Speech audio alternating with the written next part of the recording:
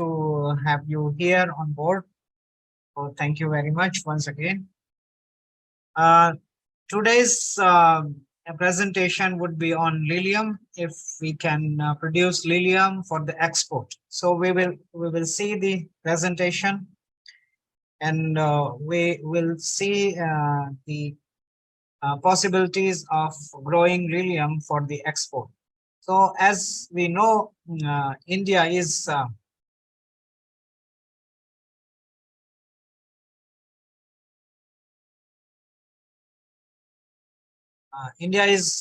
fast growing for agriculture, and also more than 120 countries are participating in growing the flowers worldwide, and you can see some of the countries are taking very good lead. If you say Netherlands, Israel, and Colombia, and also Kenya, Ecuador, they are upcoming states, countries in the floriculture. Your And if presentation we is not see, visible. Sorry to interrupt. Your presentation is not visible. is not visible. Yeah, it's not visible.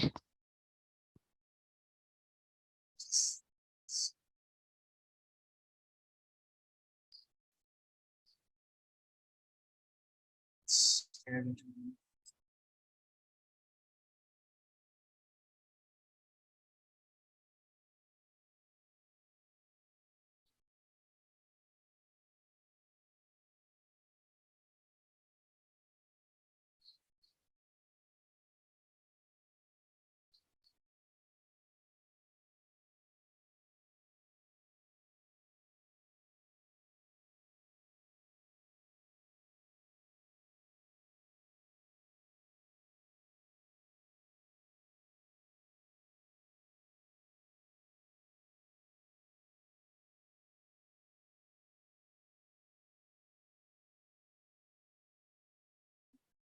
Yeah, now fine. is it fine now? Yeah, yeah.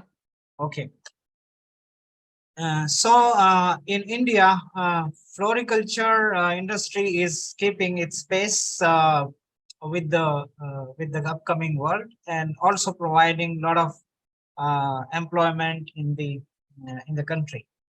And if we see the floriculture is majorly for producing cut flowers and foliage plants, also bedding plants, and also cut greens for export. So mainly we are exporting cut flowers, foliages, and also bedded potting plants, and also cut greens.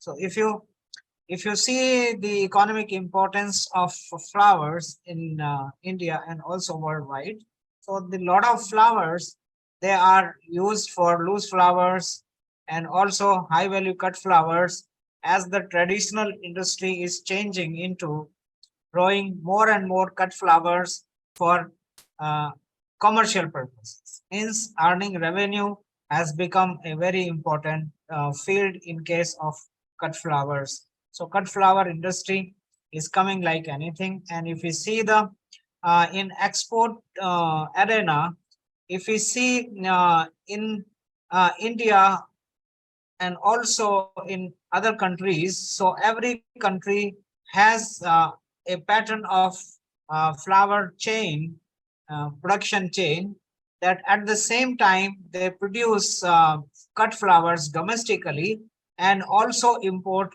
flowers from the other countries. So they import, every country import flowers which are not endemic to their country, and they are produced in good quality somewhere else in the world. So similarly, India, wherever we have a good climate, if you consider the areas along with the equator, we have the production units, and we are producing a lot of flowers. So now approximately 450 crores worth flowers are being exported to the countries. Here, if you see, our flower is being sold in European Union countries. More than 50% flower from India is going to the European destinations. And out of that, Germany also account for 18% import from India. So similarly, United States 13%, and UK, we are also sending cut flowers to the tune of 13%. Then followed by France 10%, and also Netherlands, which is again exported back to other countries. Our 8.8% flour is also going to Netherlands, Dutch auction markets, and also Italy and Japan. A small quantity of flowers are being exported from country. So if you see accounts including Germany and also other European nations,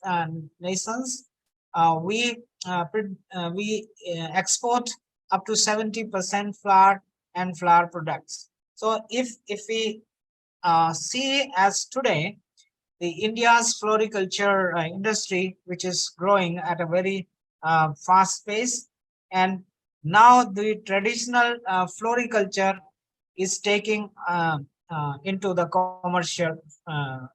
commercial flowering business. So after, if you see, after 1990, so we were growing like 15 to 20% every year, but now after 2015, we are growing up to 30% every year. So and we are expecting uh, as of now, if our domestic market has reached to 12,000 crores, including export, and out of which our export is around 500 crore, including dry flowers and also the other products related to the cut flowers and foliages, and also potted plants. So floriculture in India has reached up to more than 2 lakh hectare in the production, and the production is over uh, over 1 lakh 50,000 million tons in case of loose flowers, and also the number of cut flowers has gone more than 8,000 million cut flowers in number. So here the worth by 2011 was 3,700 crore, but now it has reached up to 1,200 crores. So if we see the the export status of Lilium, because our talk of the today is the Lilium export.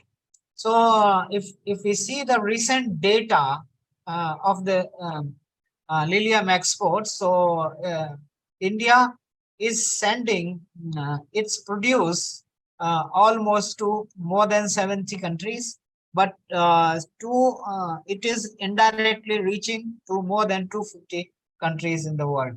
So our export is mainly to Nepal, Netherlands, and United Arab Emirates. So as I said, UAE in Dubai, there is a second auction market established, where the flour is bought from different destinations, and it is again sent to the different Asian countries and also out of Asia.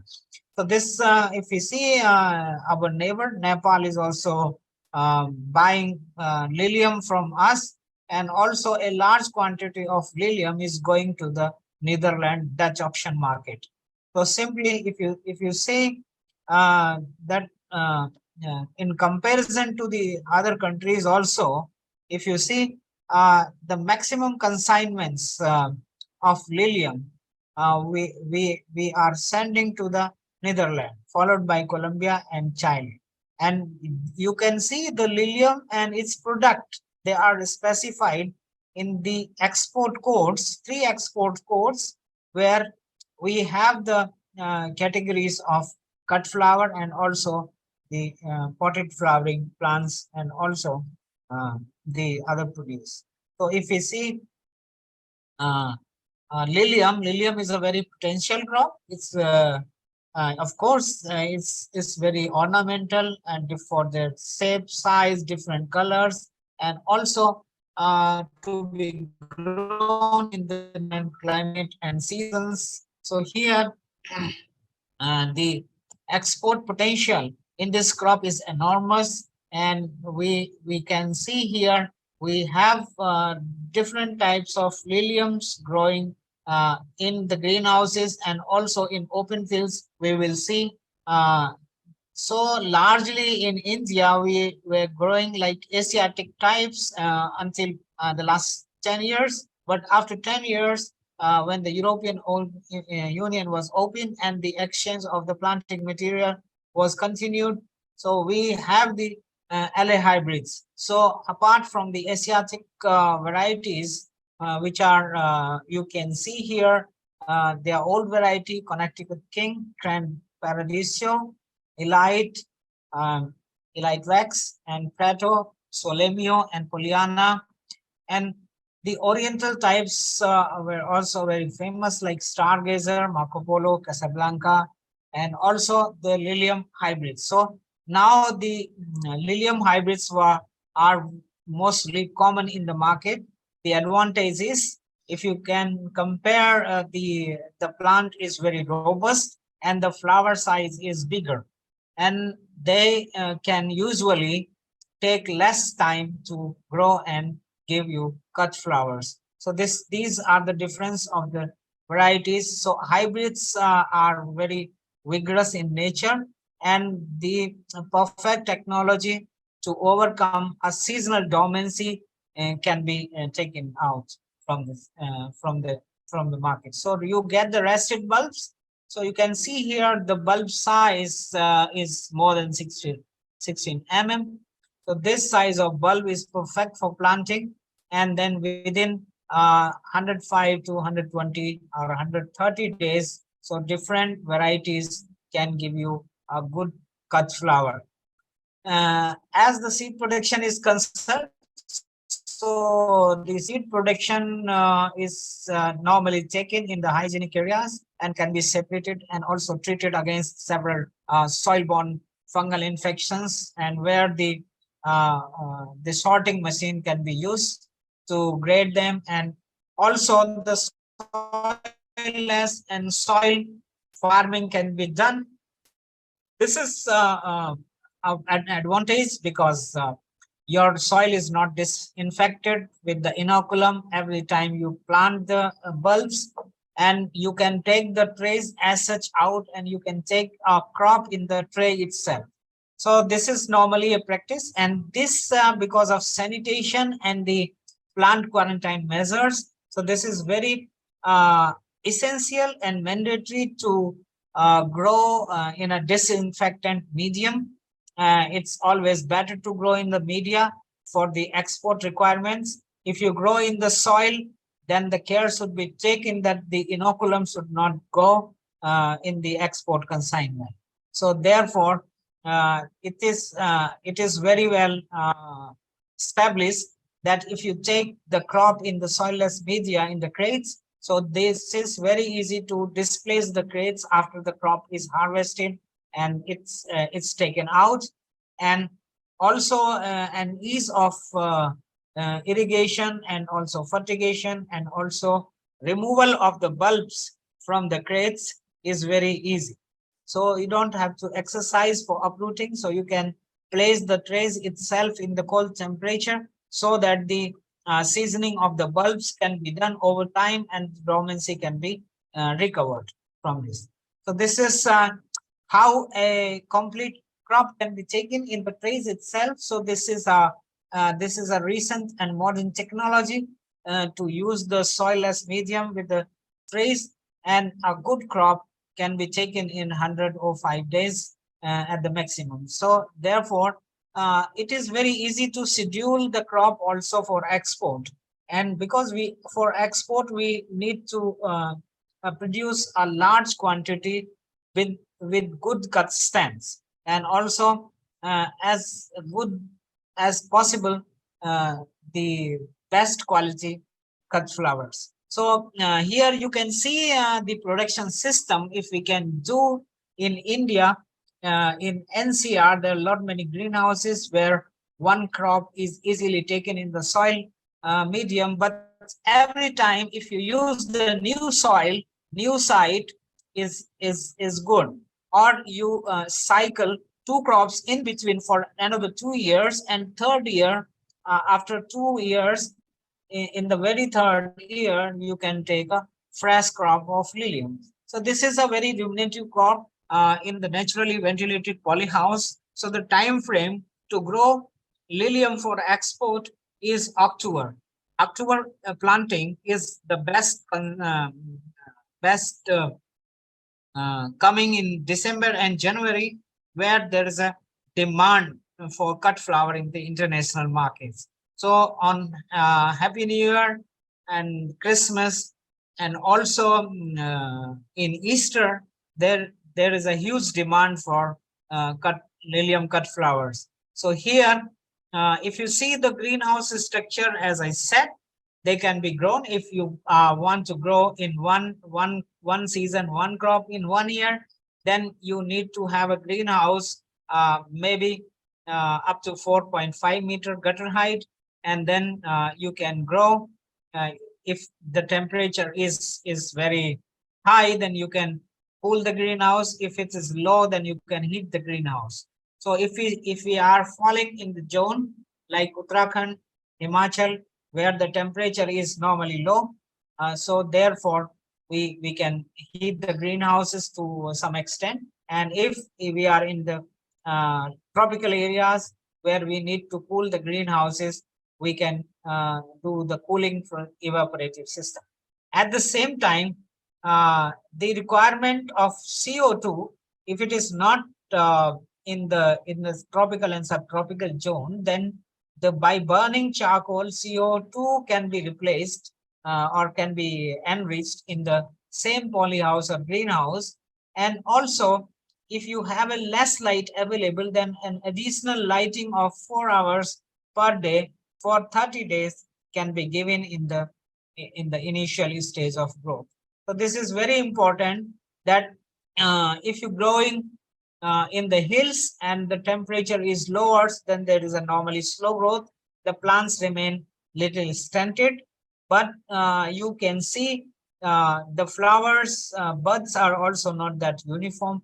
So the care should be taken. If the plants, they get uniform lighting. So if a particular farmer is placed in the hills, the slopy land, then this slope should be exposed to the maximum light available. And also a shade curtaining can be done, so that this area retain the warmthness, and also it can conserve the temperature to large extent, and a stable sunshine can be received by the crop. So these are small points where the farmers are growing in the hills, in a larger area, but in the open field, because you don't need a greenhouse or polyhouse in these areas. So you have to be very precautious that when you plant the varieties in a climate which is much suitable for producing Lilium,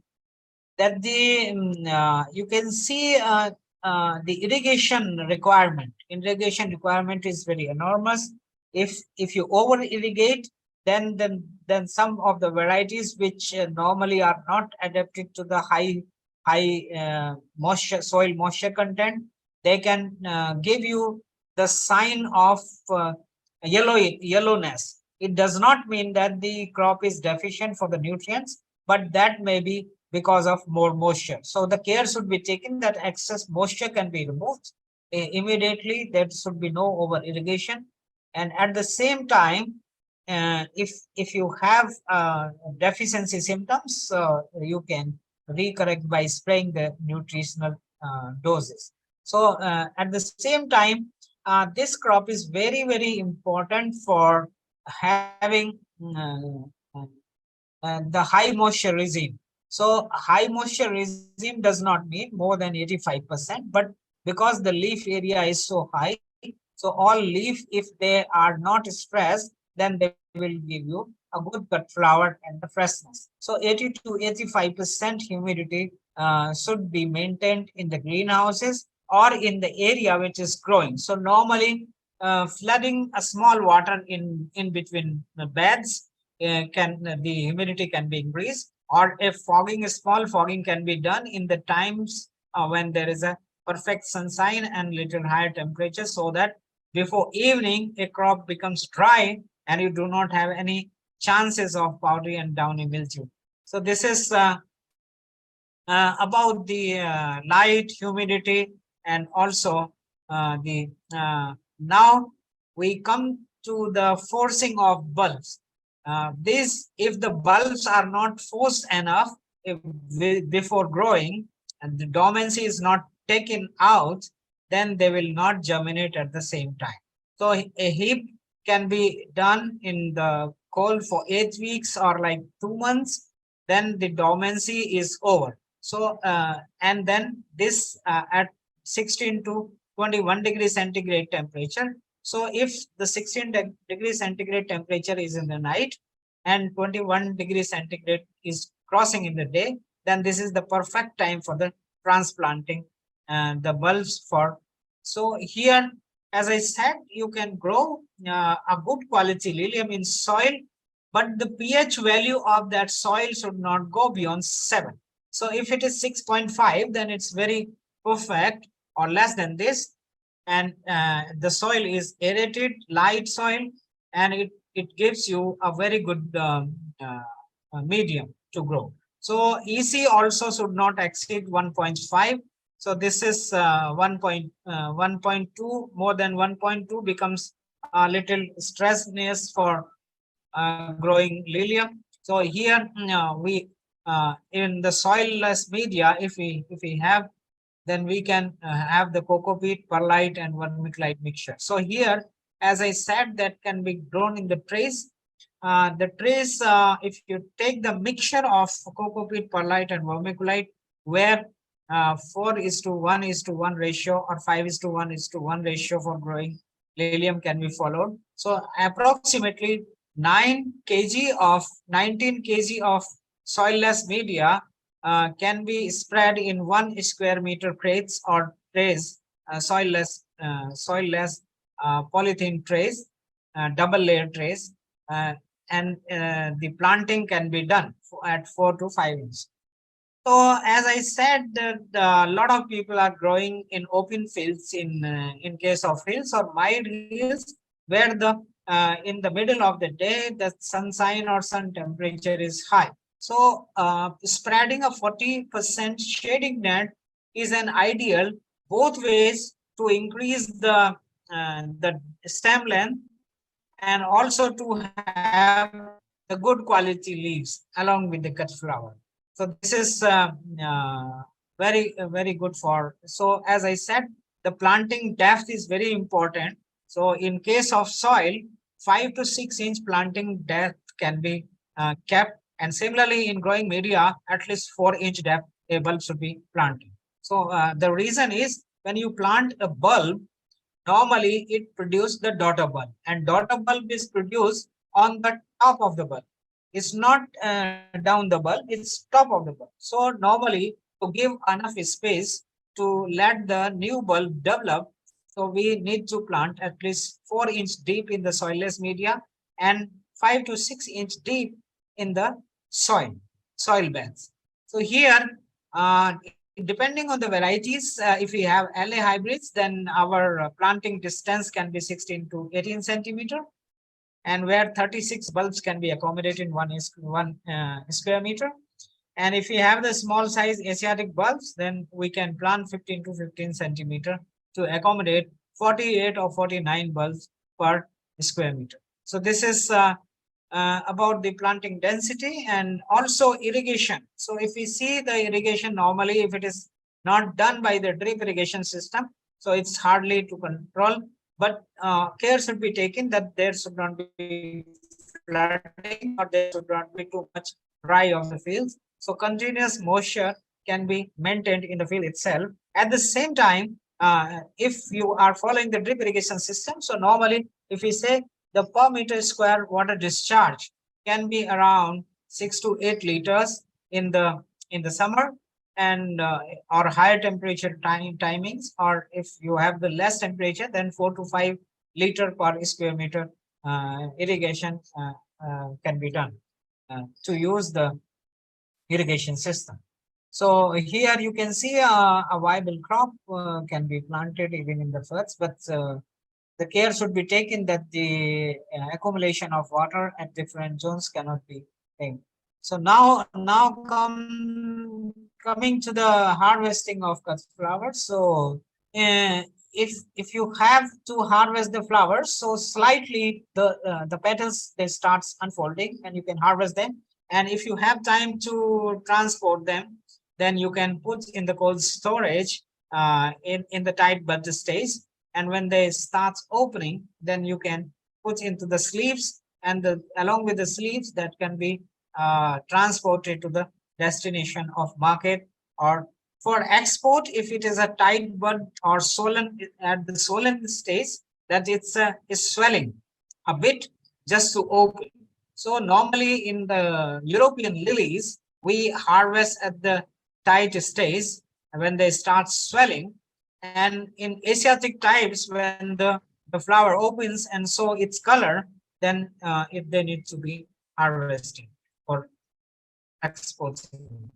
So now if we say the fertigation, like now this is modern irrigation first system, where we give NPK 2 gram per liter in irrigation media. Otherwise, to supplement the nitrogen and calcium, potassium nitrate can still be taken with the uh, with the concentration of the other nutrients. And these parameters are very important at all the stages where we give fertigation, different fertigation for vegetative growth, then for flowering, and also in the post flowering stage. So in post flowering stage, the phosphorus and potassium is very important. And in the earlier stage of growth, nitrogen is very much important. So here we can see the mixture of fertilizer can be supplied in the every drop of water in the soilless media, whether they are grown in the trays or where they are grown in the soil beds. So here, as I said, the harvesting should be done leaving at least 10 to 15 centimeter at the ground, above the ground. That and at least 4 to 5 pairs of leaves are intact, then these plants will still remain fresh and alive for next 35 to 40 days. Because to get the bulbs, good quality bulbs, after seasoning of 40 to 45 days, we need to retain them in the field, and also at the same time to supply the irrigation properly. After the harvesting of cut flowers, as I said, they can be bunched and they can be stored at 2 to 4 degrees centigrade temperature. And if some energy source or preservatives can be used to retain the quality for longer time until they are put into the transport. So that care should be taken after the harvesting. So as I said, that the flower should not be open before harvesting. So it should be tight and swelling bud stage. And after harvesting, as I said, this takes almost 3 to 4 days to the auction market. So our auction market is a very distant, at least one night distance is there. Either you send your flowers to the Dubai auction market or to Netherlands or to any other country. And when it goes to the auction, it takes another 12 to 16 hours to go to the distribution chain, supply chain.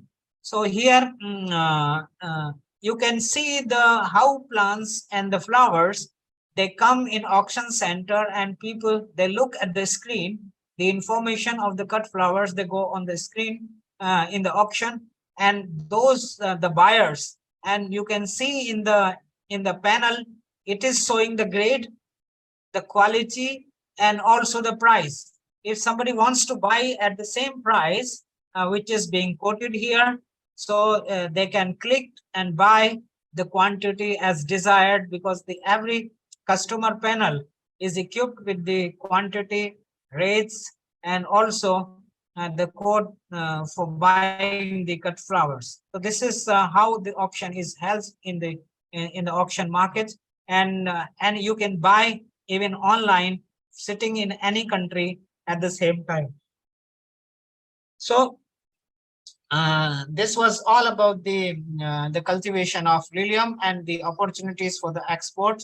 So as on today, Lilium is a highly priced cut flower. So if we see the domestic markets, so normally on an average 80 to 110 on an average price for one cut flower. But if you go to the European destination or international markets, so if you say one flower is being sold for €3.5. So €3.5 is approximately 260 rupees for one cut stem.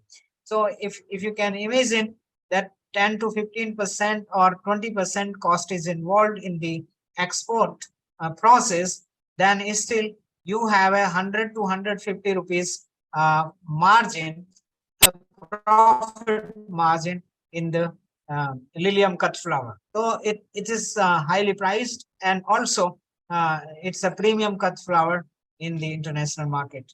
So this is all about the export opportunities for the producing Lilium cut flower in India. And also as we are growing up, so normally our domestic market is also catching its a large quantity consumed in the various types of celebrations like marriages, festivals, and also the national holidays, and also the national events. So and also the various events in the country. So thank you very much.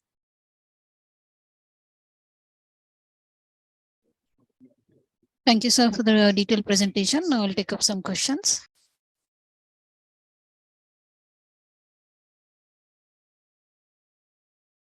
Yes, ma'am.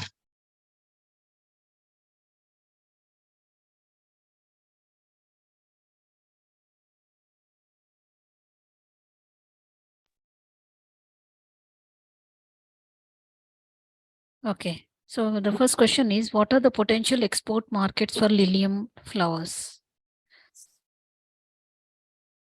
Yeah, if we say if we see the scenario these days, so our neighboring countries they do have a big demand for cut flowers like Lilium. Like Nepal is one destination. Also, earlier Sri Lanka was one destination for our cut flowers, and also now the Bangladesh is also emerging for our cut flowers, Lilium cut flowers. And if you set aside, then Japan, Italy, and Germany, they are the big markets for us. And also USA is taking our flowers to the large quantity. So if we include Netherlands, Germany, Italy, and others, so 70% Lilium cut flowers are being sent to the Europe. The reason is because our cut flowers are much cheaper than the cut flowers coming from Kenya and Ecuador. So that's the potential of cut flowers, Lilium cut flowers especially, which are being grown in India.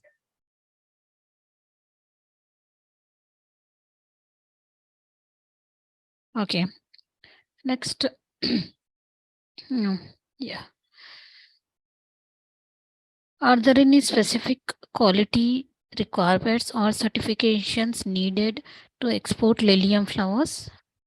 Yes, we need to take a permit, export permit, and also PEQ certificate, phytosanitary certificate from the government of India to export the cut flowers.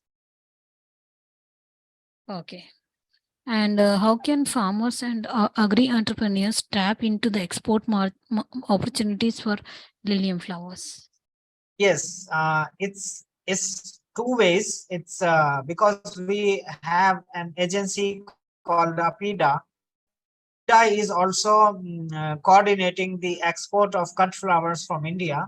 Those who are the farmers, or they can make FPOs. They can get registered for the export promotion, exporting their produce with the APIDA, and APIDA facilitate the all requirement meant for the cut flower export. So this is one dimension that farmers they can register with IDA for the export of cut flowers. Okay. Next question. Are there any government schemes or programs available to support farmers and agri entrepreneurs in the export of these flowers? Yes, this is very important that if an entrepreneur is applying an MSME scheme for a startup, they can also take benefit of from the MSME. And also NHB is having schemes to sponsor the farmers for subsidy. And also MIDH program is Mission Horticulture, Mission Development Horticulture program is also for farmers to facilitate subsidy and also to facilitate the technology become as technology partner. So these are already available schemes for the farmers to become entrepreneur and also to for entrepreneurs to make a startup for export business of cut flowers. Okay. Then what are the key challenges or obstacles faced in exporting these flowers? Yeah, key challenges are that the farmers need to produce a uniform stage of cut flowers, and especially the large quantity is required. So normally it is not possible for one or two farmers. If they can collaborate consignment, then it's very good. To have one consignment by a single and small businessman or business farmer is not possible. And also to maintain the quality and grades according to the international standards, these are also challenging task for a person to start the export oriented unit. Okay. And can you provide insights into the pricing and profitability of exporting Lilium flowers? Yeah, as I said that normally if you import the bulb for a very good quality bulb, as I said, the hybrids, longiflorum hybrids are much more priced, and also they have good quality cut flower and they are preferred in the international market. So normally if you import bulbs, normally we do not have an agency to produce bulbs in India, but there is a large quantity being imported for commercial cultivation. So normally one bulb price around 15 to 20 rupees a bulb. So if you grow the bulbs, so normally in Indian market, so normally we get a minimum price 80 rupees or 75 rupees for one cut stand. So if you see the profitability in this crop in 4.5 months time, it is more than 200%. Okay.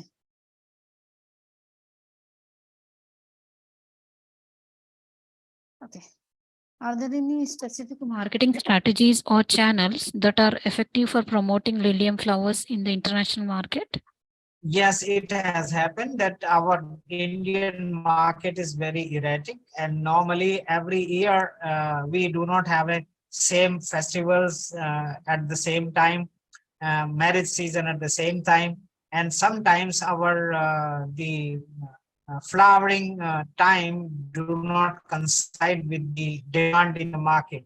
So it is therefore that the knowledge of markets, given supply and demand should be available to the entrepreneurs and farmers. And of course, the government is also doing, but it is not to the scale which is required to plan the cultivation schedule and also timings of the supply in the market.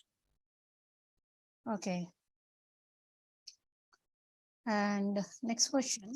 How can students interested in the agricultural industry contribute to the export of these flowers? Yes, as I said, the students can be the better champions to do the flower business because they are very fresh. They can make a startup, they can grow, cut flowers, and they can export. And as I said, that MSME is also providing entrepreneurship, and there is a separate budget to make the startup programs by the youth and also by educated unemployed students in the country, so they can take this business as an entrepreneur, and they can take a very good profitable business. Okay. And are there any research or innovation opportunities in the cultivation or post-harvest handling of Lilium flowers to enhance their export potential? Yes, equally important, because the opportunities are enormous. One, we can breed the new varieties, as you see in the last slide. So these are the variety breeding programs. So those who are educated, masters and PhD, they can breed the new varieties suitable for our conditions. So that's also one dimension of it. And also there are opportunities in the research that we can study. We can work on this increasing shelf life and also storability of cut flowers till they are reached to the market. So if we send the fresh cut flowers to the markets, so normally there is a possibility to get high price. Okay.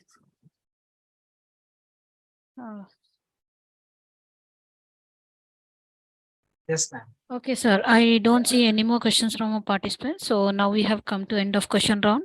On behalf of agricultureinformation.com, we like to thank you for the detailed presentation and answering all the questions. And we also like to thank all the participants for joining this meeting. The meeting will now be closed. Welcome, ma'am. Thank you. Thank You're you most very welcome, much. sir. Thank you, Thank you. listeners.